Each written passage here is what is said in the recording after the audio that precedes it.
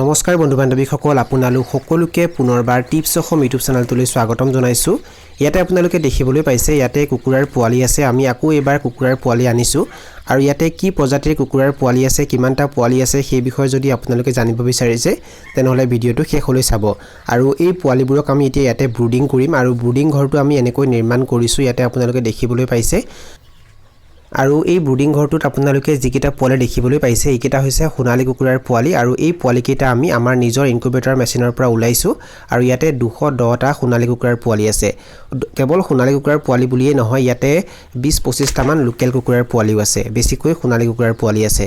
আৰু ইয়াতে আমি যে আনিছো এইকেইটা হৈছে সোণালী কুকুৰাৰ পোৱালি আৰু ইয়াতে সৰ্বমুঠ 100টা সোণালী কুকুৰাৰ পোৱালি আছে আৰু এইকেইটা হৈছে এ গ্ৰেডৰ পোৱালি আৰু এই পোৱালিবোৰক এতিয়া আমি ব্ৰুডিং ঘৰত ৰাখিম আৰু ইহঁতক ভালকৈ ব্ৰুডিং কৰিম। আৰু এতিয়া আমাৰ লগত সৰ্বমুঠ 310টা সোণালী কুকুৰাৰ পোৱালি হ'ল। তাতে 210টা পোৱালি আছে আৰু ইয়াতে 100টা পোৱালি আছে। সৰ্বমুঠ কিমান হ'ব? 310টা পোৱালি।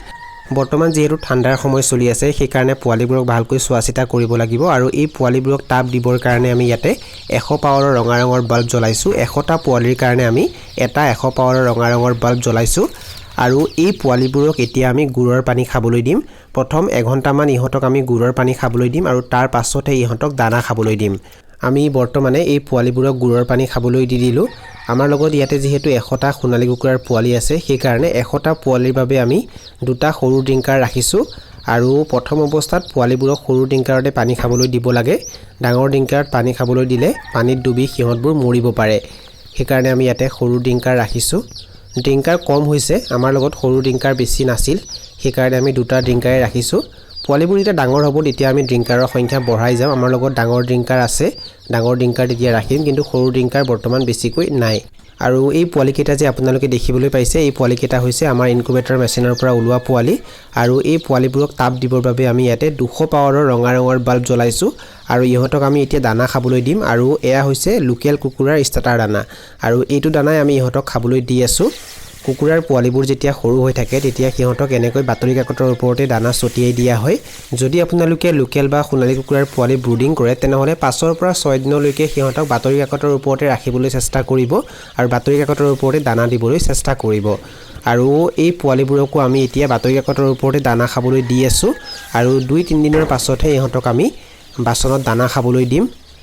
আৰু ইয়াতে আপোনালোকে দেখিবলৈ পাইছে এয়া হৈছে খুদি চাউল আৰু এই খুদি চাউলখিনি আমি এতিয়া 100টা সোণালী কুকুৰাৰ পোৱালিক খাবলৈ দিম। ইহঁতৰ এয়া প্ৰথম দিন আৰু প্ৰথম দিনত ইহঁতক আমি এয়া খুদি চাউল খাবলৈ দিছো। ইহঁতক আমি 1 ঘণ্টালৈকে গুড়ৰ পানী খাবলৈ দি দিলো আৰু 1 ঘণ্টাৰ পাছত ইহঁতক আমি খুদি চাউল খাবলৈ দিছো। প্ৰথম দিনাখন ইহঁতক আমি প্ৰি ষ্টাৰ্টাৰ বা ষ্টাৰ্টাৰ দানা খাবলৈ নিদিওঁ, ইহঁতক আমি এনেকৈ খুদি চাউলে খাবলৈ দিছো আৰু দ্বিতীয় দিনাখনৰ পৰাহে ইহঁতক আমি প্ৰি ষ্টাৰ্টাৰ বা ষ্টাৰ্টাৰ দানা খাবলৈ দিম। এতিয়া মই আপোনালোকক জনাম যে আমাৰ সৰ্বমুঠ কিমান টকা খৰচ হ'ল। চাওক বন্ধু বান্ধৱীসকল, বৰ্তমানে সোণালী কুকুৰাৰ এদিনীয়া এটা পোৱালিৰ দাম 25 টকা হৈ আছে, তেনেহলে সেই হিচাপে 100টা পোৱালিৰ দাম কিমান হ'ব? 2500 টকা। আৰু এই পোৱালিবোৰক প্ৰথম অৱস্থাত খাবলৈ দিবৰ বাবে আমি 3 কেজি প্ৰি ষ্টাৰ্টাৰ দানা ক্ৰয় কৰিছো আৰু প্ৰতি কেজি প্ৰি ষ্টাৰ্টাৰ দানাৰ দাম হৈছে 60 টকা, তেনেহলে সেই হিচাপে 3 কেজি প্ৰি ষ্টাৰ্টাৰ দানাৰ দাম কিমান হ'ব? 180 টকা। এই পোৱালিবোৰৰ বাবে আমি 50 কেজি ওজনৰ এবস্তা ষ্টাৰ্টাৰ দানাও আনিছো আৰু তাৰ দাম হৈছে 1850 টকা। ইহঁতৰ বাবে আমি F1 ভেকচিনো আনিছো আৰু 100 ড'জৰ F1 ভেকচিনৰ দাম লৈছে 40 টকা আৰু ইহঁতৰ বাবে আমি এটা ভিটামিনো আনিছো আৰু ভিটামিনৰ দাম হৈছে 730 টকা। আৰু এই পোৱালিবোৰক যেহেতু আমি কিছুদিনলৈকে বাতৰি কাকতৰ ওপৰতে ৰাখিম সেই কাৰণে আমি 50 টকাৰ বাতৰি কাকতো ক্ৰয় কৰিছো। এতিয়া সৰ্বমুঠ কৰো কিমান হয়? 100টা সোণালী কুকুৰাৰ পোৱালিৰ দাম হয় 2500 টকা, মানে 2500 টকা। 3 কেজি প্ৰি ষ্টাৰ্টাৰ দানাৰ দাম হয় 180 টকা, লগতে 50 কেজি ওজনৰ এবস্তা ষ্টাৰ্টাৰ দানাৰ দাম হয় 1850 টকা। F1 ভেকচিনৰ দাম হয় 40 টকা, বাতৰি কাকতৰ দাম হয় 50 টকা আৰু লগতে ভিটামিনৰ দাম হয় 730 টকা। সৰ্বমুঠ কিমান হয়? 5350 টকা। মানে বৰ্তমান আমাৰ সৰ্বমুঠ কিমান টকা খৰচ হৈছে? 5350 টকা।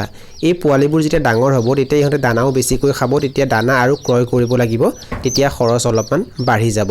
এইটো আচলতে খৰচ নহয়, এইটো হৈছে এক প্ৰকাৰৰ ইনভেষ্টমেণ্ট বা বিনিয়োগ। চাওক বন্ধু বান্ধৱীসকল, যদি আপোনালোকে কুকুৰা পালন কৰিম বুলি ভাবি আছে আৰু যদি আপোনালোকৰ লগত মূলধন বেছিকৈ নাই তেনেহলে আপোনালোকেও এনেকৈ 5ৰ পৰা 6000ৰ ভিতৰত 100টা সোণালী কুকুৰাৰে আৰম্ভ কৰিব পাৰে বা 100টা লোকেল কুকুৰাৰে আৰম্ভ কৰিব পাৰে প্ৰথম অৱস্থাত বেছিকৈ টকাৰ প্ৰয়োজন নহয় যেতিয়া পোৱালিবোৰ ডাঙৰ হ'ব তেতিয়াহে আসলতে টকা কিছু প্ৰয়োজন হয় আৰু তেতিয়ালৈকে যদি আপোনালোকে টকা মেনেজ কৰিব পাৰে তেনেহলে প্ৰথম অৱস্থাত আপোনালোকে 5ৰ পৰা 6000ৰ ভিতৰতে 100টা লোকেল বা সোণালী কুকুৰাৰে ফাৰ্ম আৰম্ভ কৰিব পাৰে বন্ধু বান্ধৱীসকল এইখিনি আছিল কিছু তথ্য মই আপোনালোকক জনালো আৰু যদি আপোনালোকে ভিডিওটো চাই ভাল পালে আৰু ভিডিওটোৰ জৰিয়তে কিবা এটা শিকিব পাৰিছো বুলি ভাবে তেনেহলে অনুগ্ৰহ কৰি ভিডিওটো লাইক কৰি দিব আৰু যিমান পাৰে ভিডিওটো নিজৰ বন্ধু বৰ্গৰ মাজত আৰু পৰিয়াল বৰ্গৰ মাজত শ্বেয়াৰ কৰি দিব এই ভিডিওটো এইখিনিতে সামৰণি মাৰিছো ধন্যবাদ